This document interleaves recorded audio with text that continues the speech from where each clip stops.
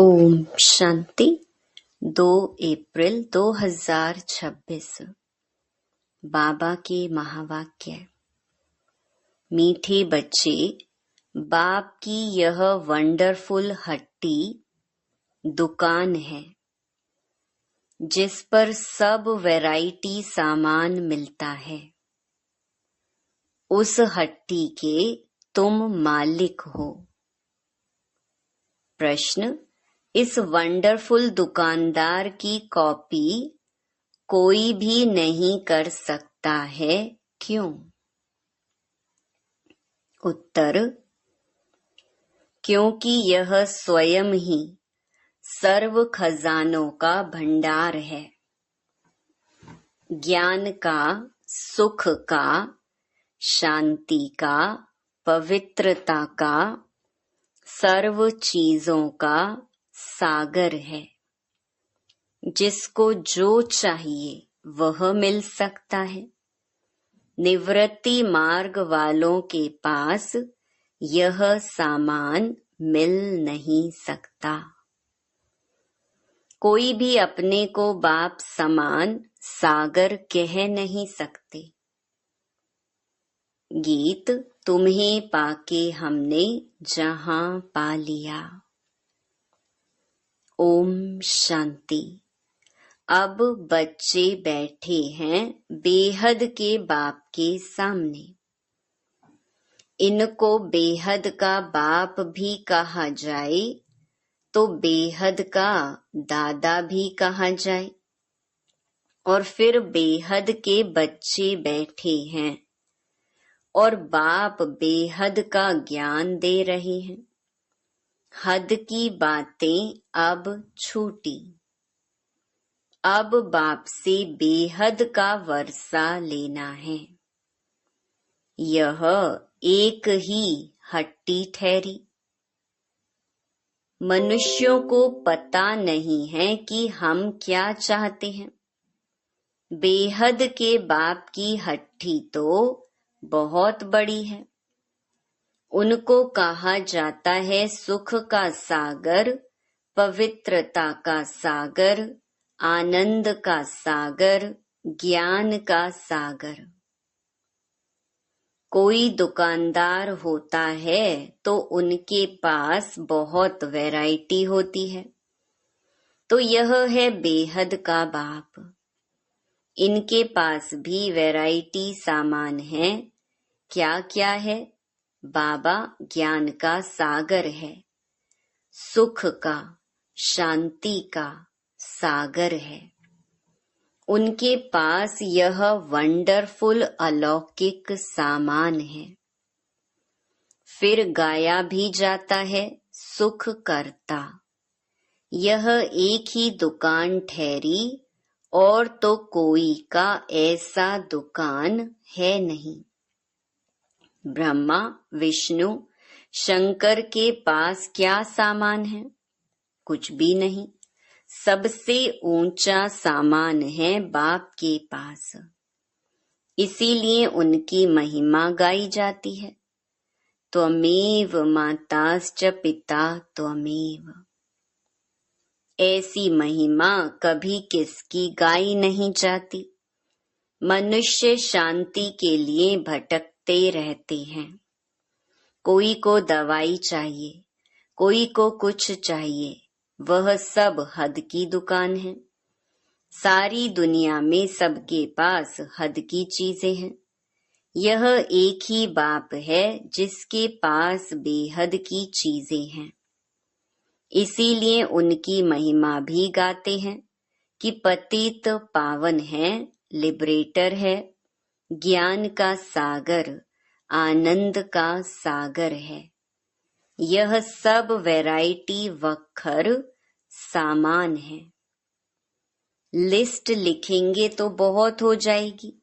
जिस बाप के पास यह चीजें हैं तो बच्चों का भी हक है उन पर।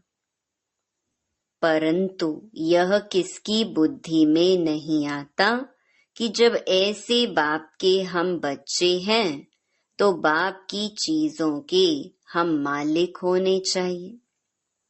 बाप आते भी हैं भारत में। बाप के पास जो सब चीजें हैं वे जरूर ले आएंगे। उनके पास लेने के लिए तो जा नहीं सकते।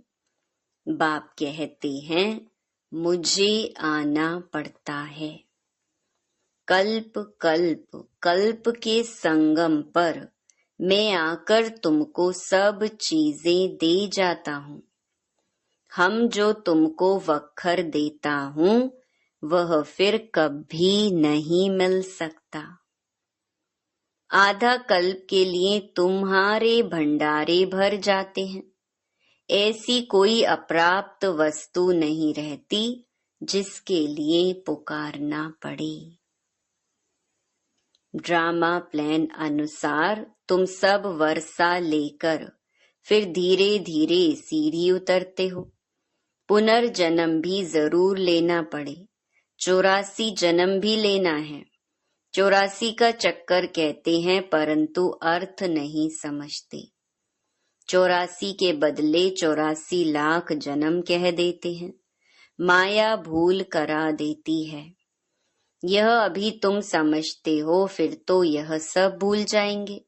इस समय वक्खर लेते हैं, सतयुग में राजाई करते हैं, परंतु उन्हों को यह पता नहीं रहता कि यह राजाई हमको किसने दी। लक्ष्मी नारायण का राज्य कब था?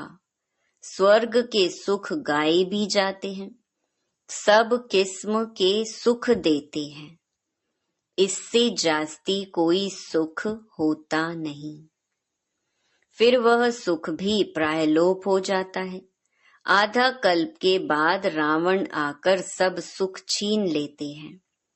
किसको गुस्सा करते हैं तो कहते हैं तेरी कला काया ही खत्म हो गई है। तुम भी जो सर्वगुण संपन्न 16 कला संपूर्ण थे, वह कलाएं सब खत्म हो गई हैं।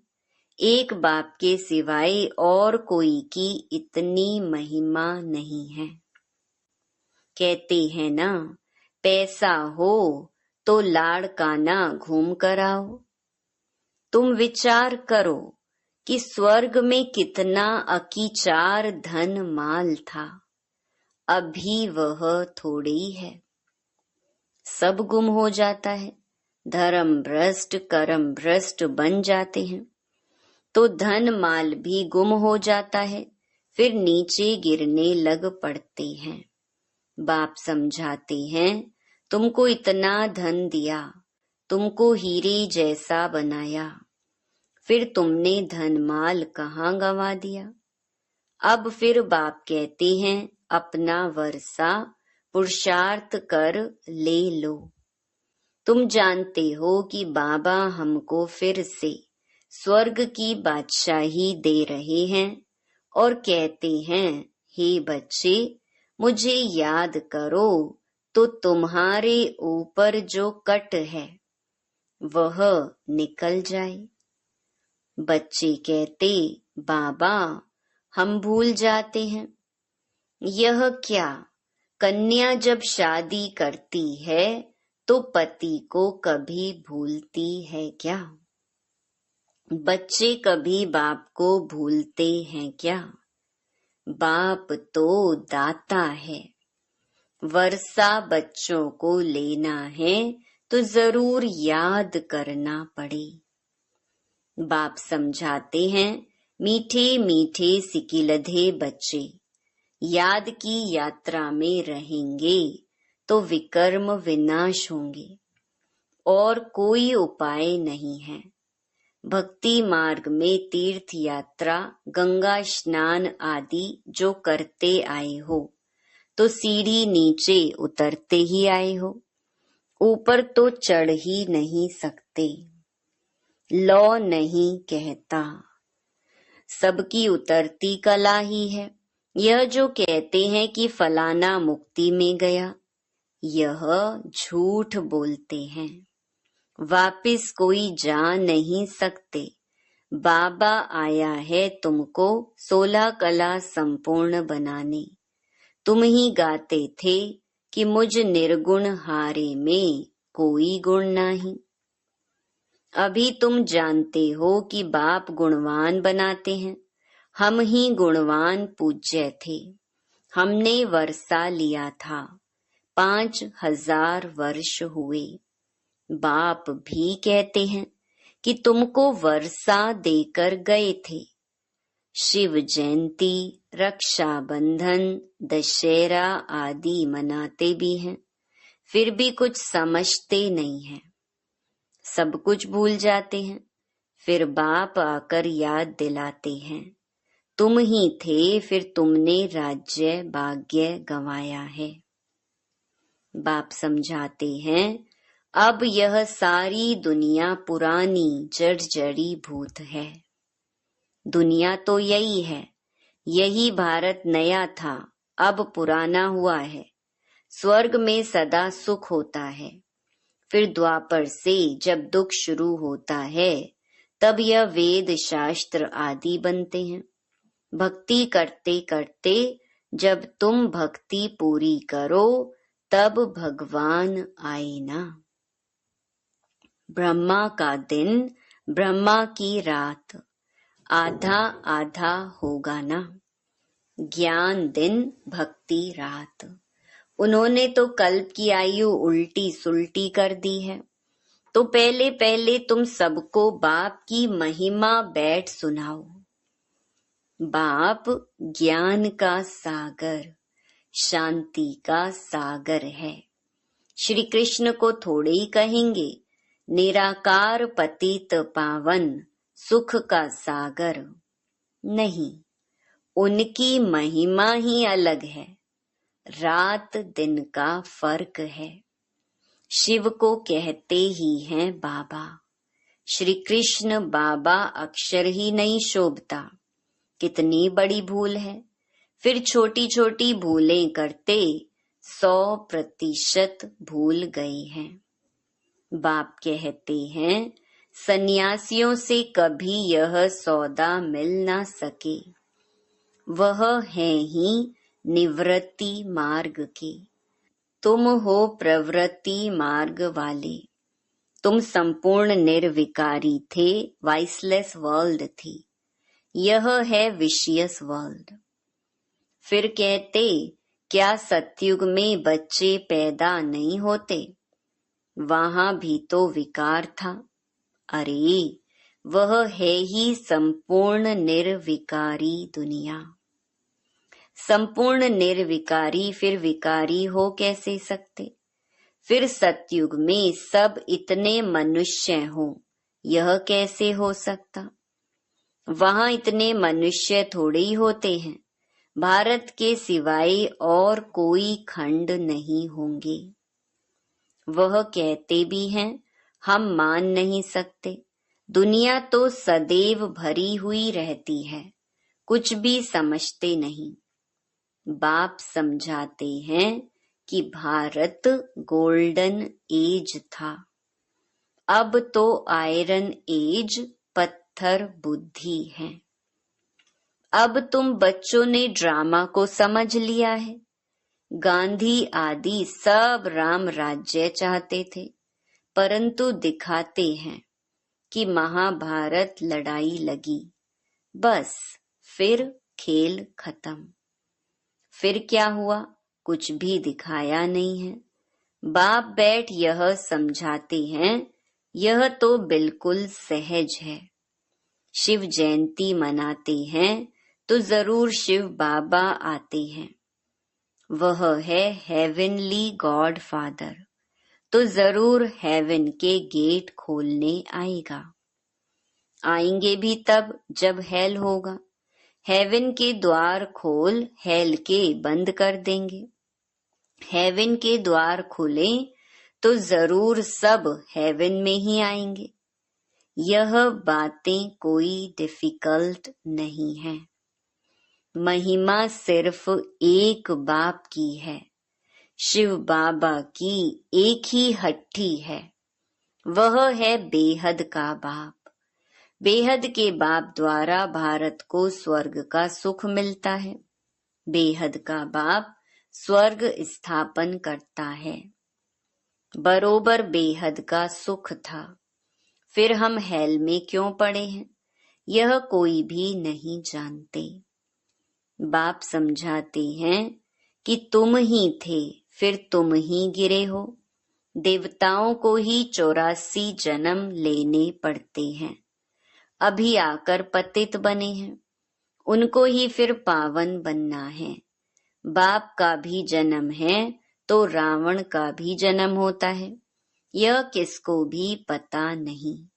कोई से भी पूछो तो रावण को कब से जलाते हो, कहेंगे वह तो अनादि चलता आता है। यह सब राज बाप समझाते हैं। उस बाप की एक ही हट्टी की महिमा है।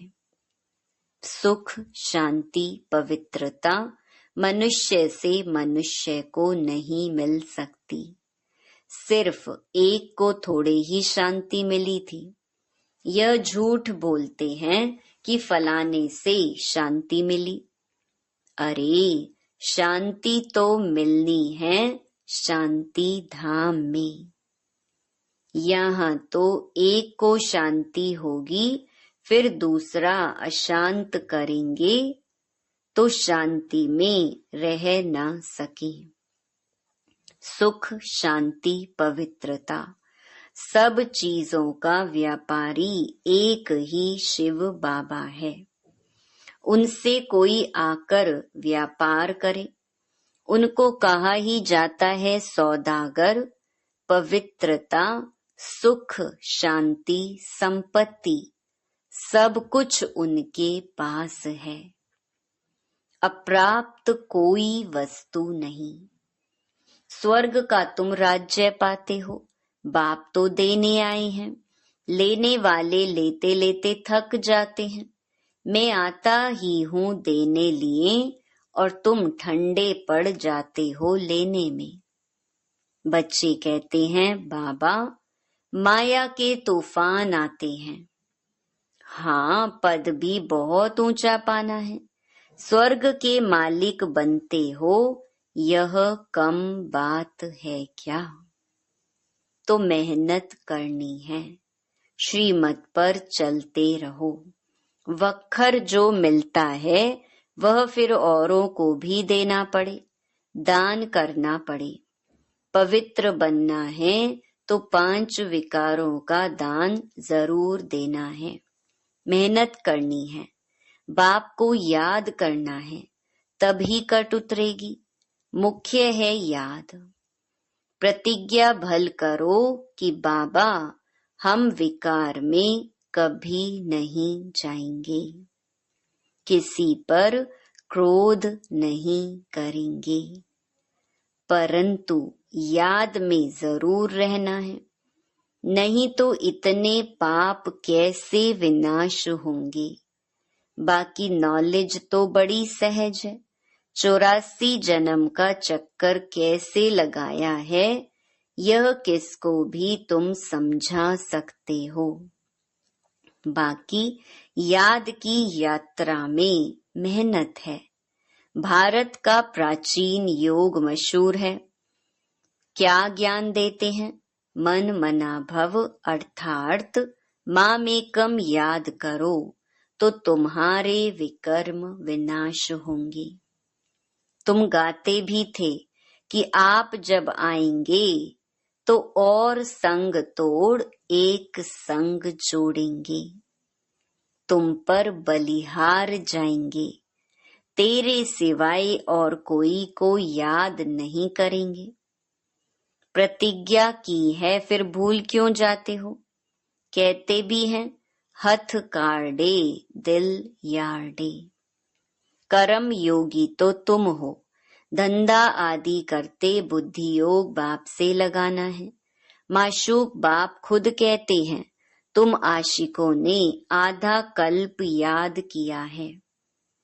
अब मैं आया हूँ, मुझे याद करो। यह याद ही घड़ी घड़ी भूल जाते हैं। इसमें ही मेहनत है।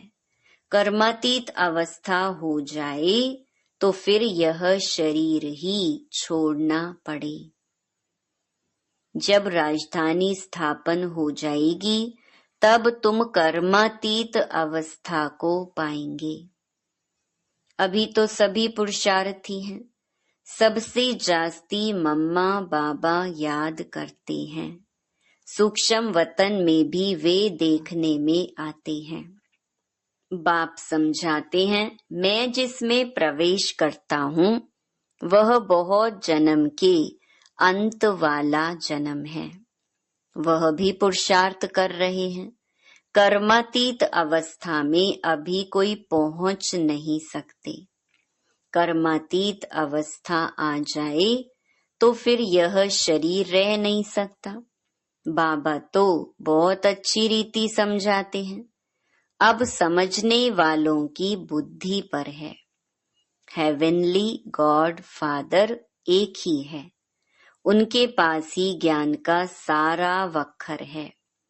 वही जादूगर है और कोई से सुख शांति पवित्रता का वर्षा मिल ना सके। बाप बहुत अच्छी रीति समझाते हैं। बच्चों को धारण कर और धारण कराना है। जितना धारणा करते हैं उतना वर्षा लेते हैं।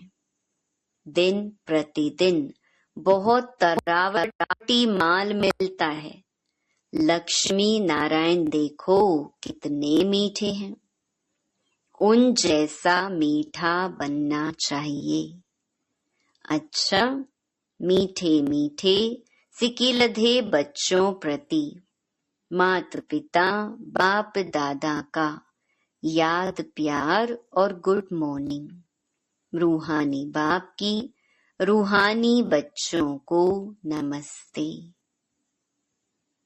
और कोई भी सत्संग में ऐसे कहते हैं क्या?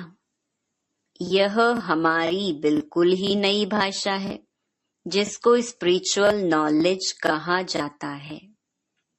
अच्छा, धारणा के लिए मुख्य सार। पहला, बाप द्वारा जो सुख शांति पवित्रता का वक्खर मिला है वह सबको देना है। पहले विकारों का दान दे पवित्र बनना है, फिर अविनाशी ज्ञान धन का दान करना है। दूसरा, देवताओं जैसा मीठा बनना है। जो बाप दादा से प्रतिज्ञा की है उसे सदा याद रखना है और बाप की याद में रहकर विकर्म भी विनाश करने हैं। वरदान, निमित्तपन की स्मृति द्वारा अपने हर संकल्प पर अटेंशन रखने वाले निवारण स्वरूप भव।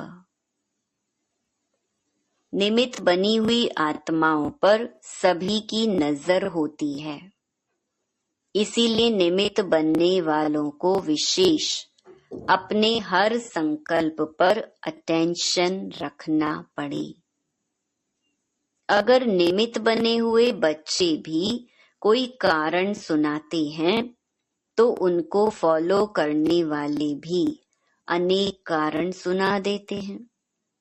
अगर निमित्त बनने वालों में कोई कमी है तो वह छिप नहीं सकती। इसलिए विशेष अपने संकल्प, वाणी और कर्म पर अटेंशन दे निवारण स्वरूप बनो।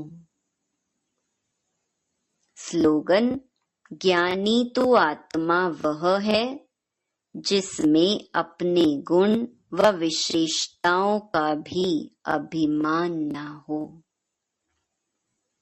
ये अव्यक्त इशारे। महान बनने के लिए मधुरता और नम्रता का गुण धारण करो। मधुरता का गुण जीवन में तब आएगा जब अपनी व दूसरे की बीती को न देख अंदर के संस्कारों को सरल व नम्र चित्त बनाएंगे। सरल चित आत्मा का गुण है ही मधुरता। उनके नैनों से मधुरता, मुख से मधुरता और चलन से मधुरता प्रत्यक्ष रूप में देखने में आती है। मधुरता और नम्रता, इन दो विशेष धारणाओं से सदा विश्व कल्याणकारी, महादानी, वरदानी बन जाएंगे और सहज ही स्नेह का सबूत दे सकेंगे। अच्छा, ओम शांति।